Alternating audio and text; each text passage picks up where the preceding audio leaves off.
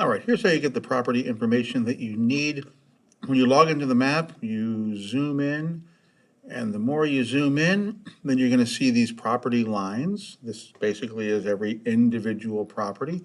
So I can click on one, and it gives me all sorts of information.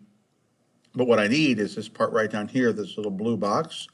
If I click that, this takes me to a screen that's going to show me the property address, which is important. I need that. But most importantly, if I scroll down, it'll show me the values. So this one here, no value. They haven't even looked at it. So let's go back and find another one. This one here, click on that, and then it's going to open up this other screen. And again, it tells me the property address. It also tells who owns it, how big it is, all that stuff. And here we go. So the most recent value that they had was $849,000 for that piece of land.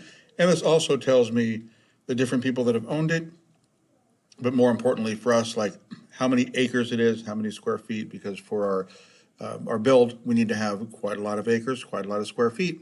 So that's how you figure out that information. And most of the county sites are very similar to how this works. So there may be a slightly different button to click, but it'll work either way.